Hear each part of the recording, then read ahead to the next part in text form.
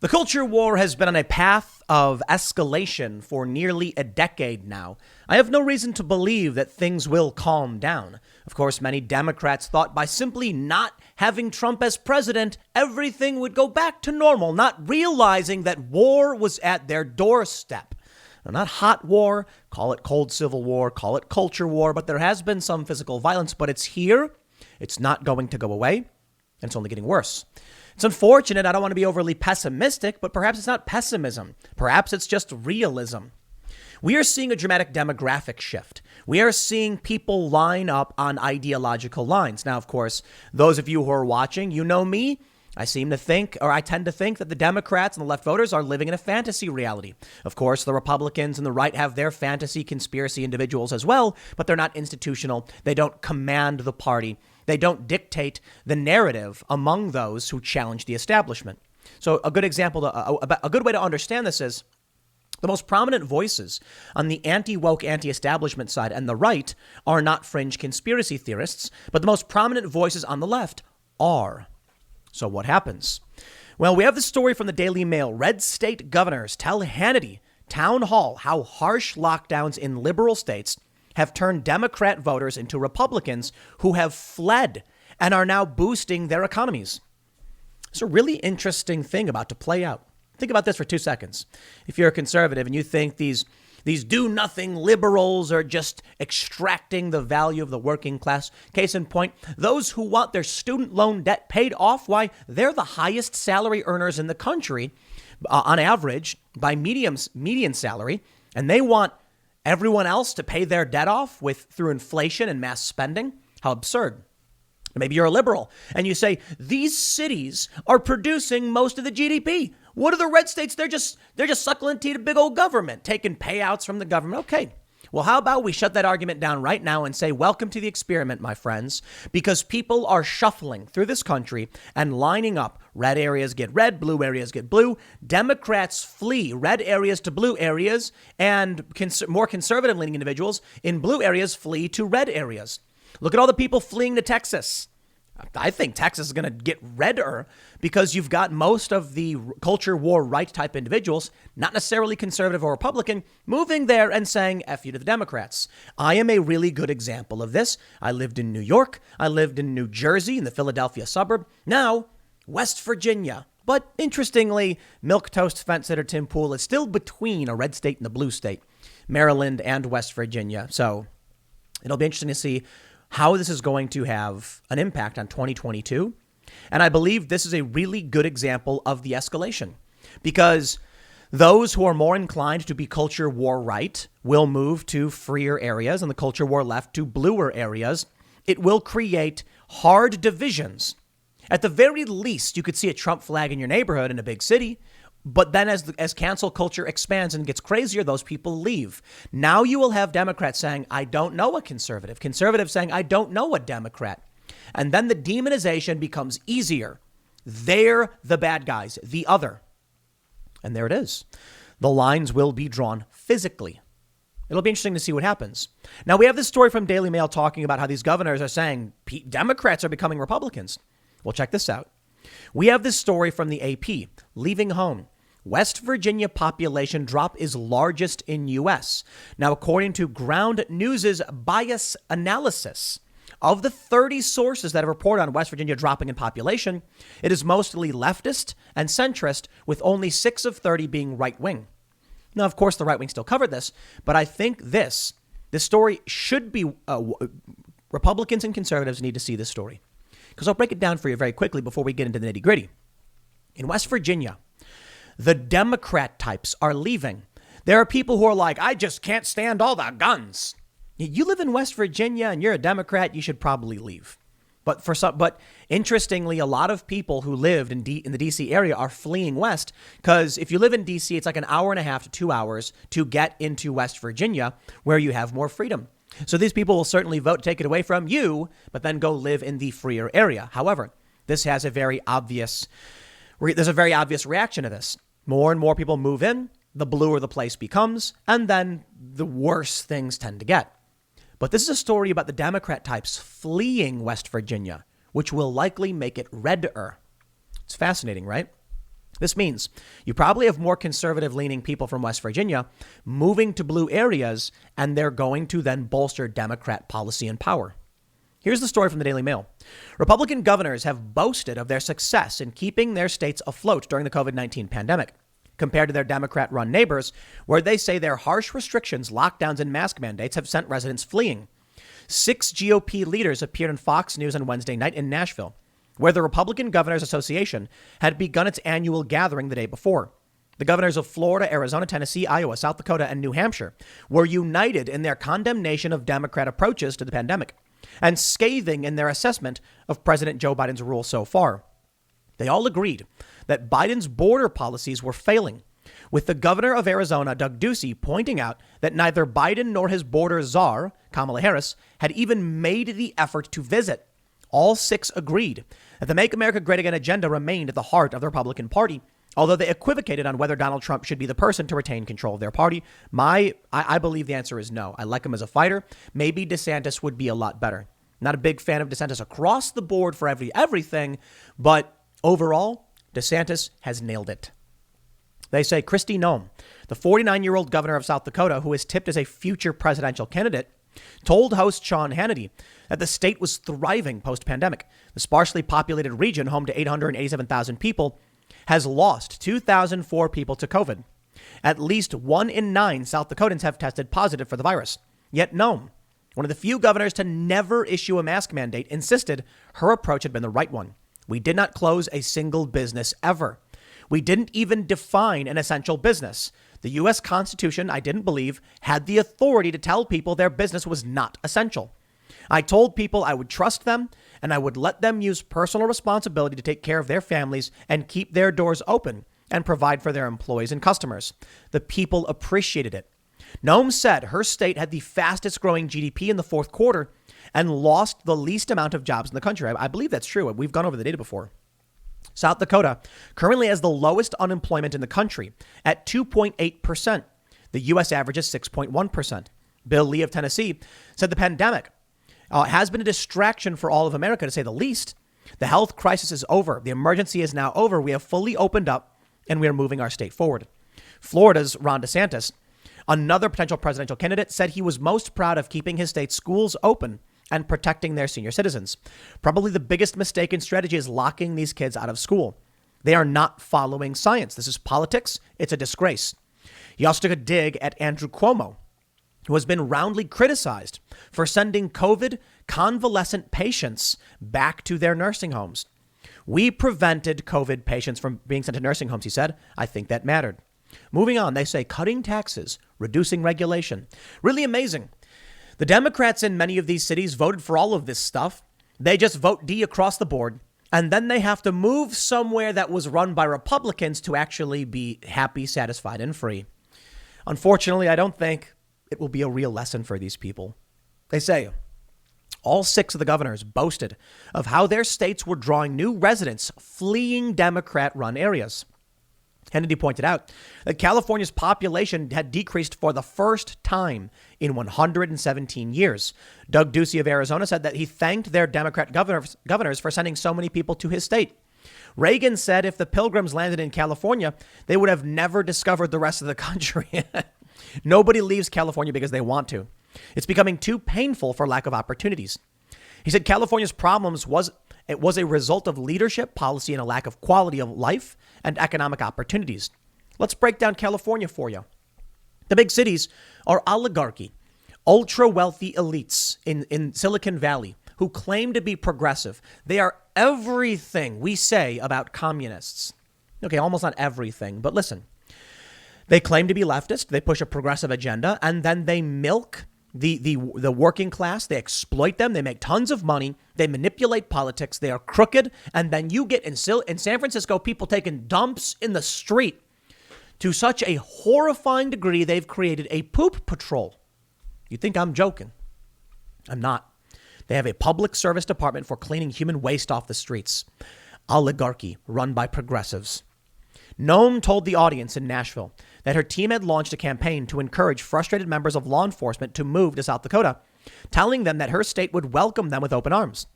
She said hundreds and hundreds from 41 states have responded. Yeah, this is where you're gonna get better policing, in my opinion. Lot more constitutionalists. The Tennessee governor said his administration worked to lure new residents with lower taxes and reduced regulations. I think people across the country are looking around unsatisfied in many states, with life in particular. Life in the last year has been tough. They have been looking for a long time, but suddenly the difference between our states and those blue states are stark. Their kids have been out of school for a year. In Tennessee, all of the kids are in school. Tennessee is the third lowest tax per capita state. Regulation in the state is really different than in these states that increased regulations. Chris Sununu of New Hampshire said that Biden's administration was handing out too much money to the states and expecting control in return. The nods of approval from his fellow governors, he said they were all pushing back against federal overreach. Now, here's what I'm going to say to these Republican governors. Just start doing what DeSantis is doing.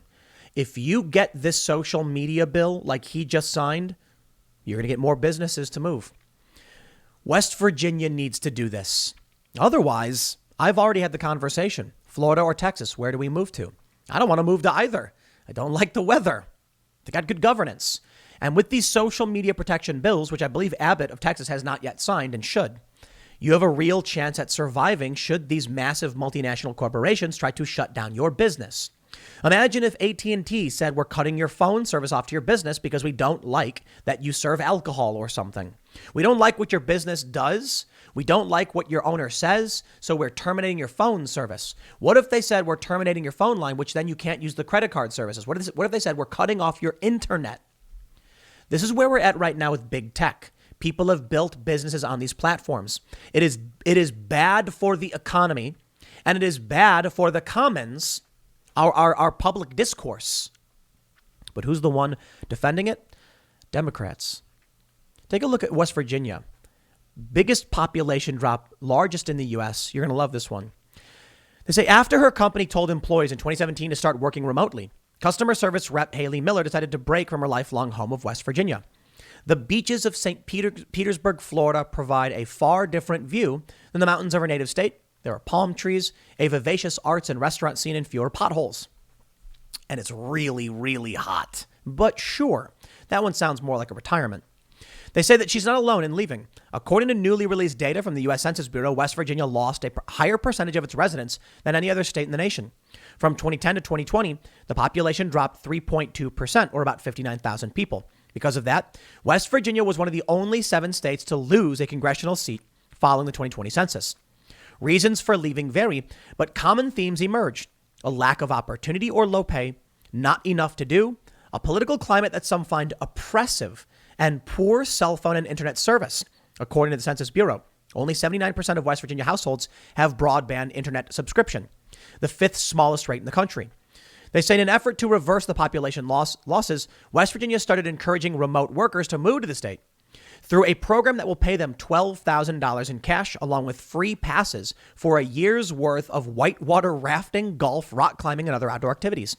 Miller wants no part of it. The energy poured into luring out-of-staters, she said, should be spent helping people who are suffering the most.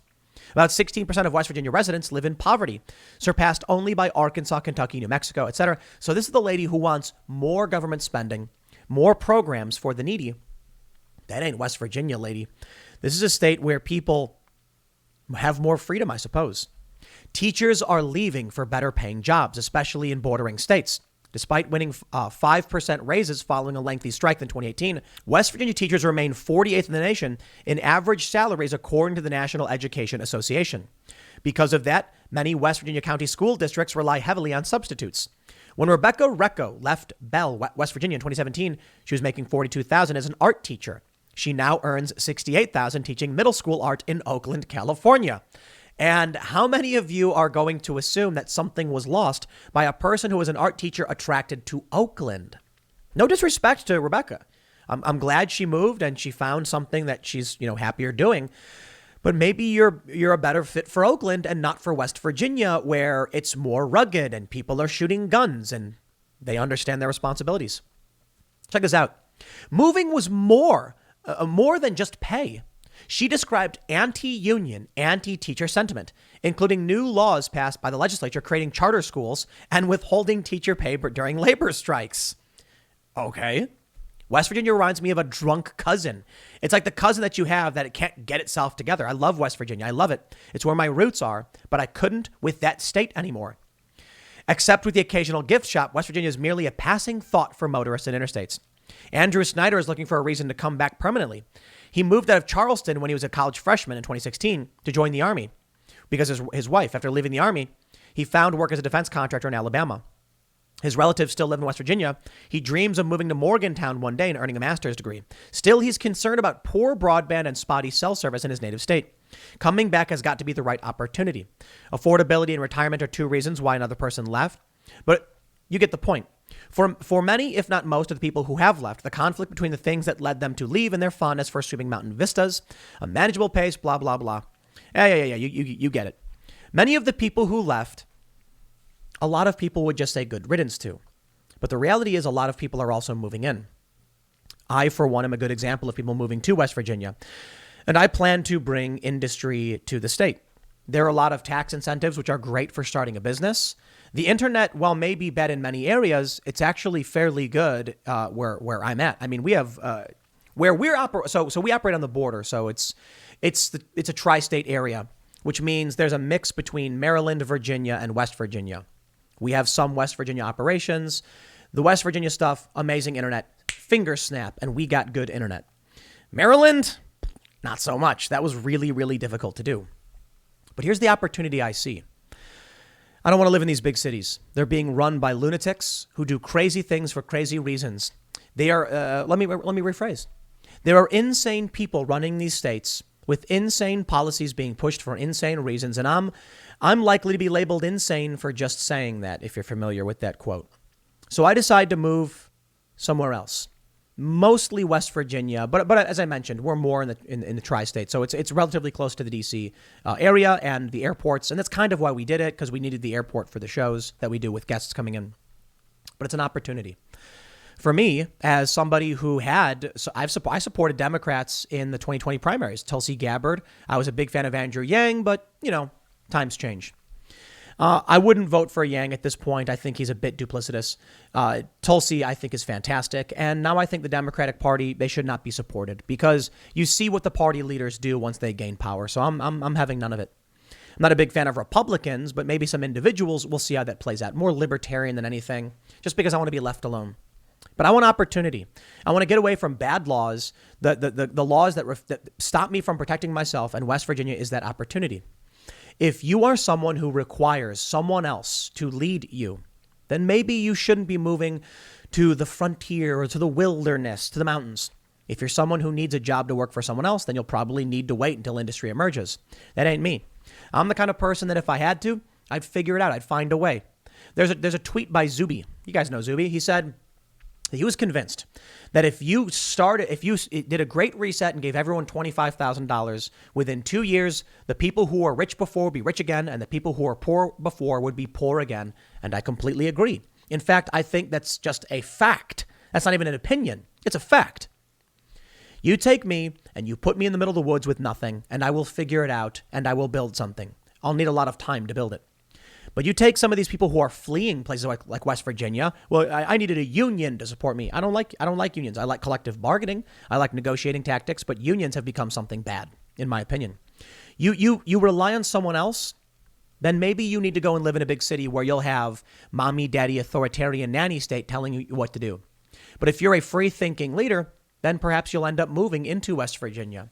And that's what you don't get from these stories. Look, the Republicans are saying what people are missing. The Democrats are coming to their states.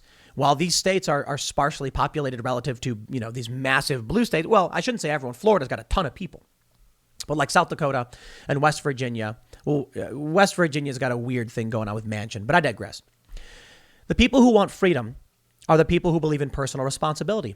And they have no problem working and supporting themselves. They have no problem accepting their own responsibilities and the reaction and consequences for what they do. Those are the people I want to be around.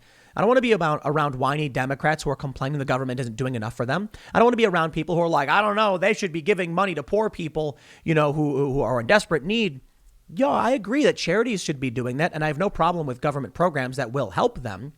But if someone is just in like they live in a house in the mountains, so they don't have a lot of wealth.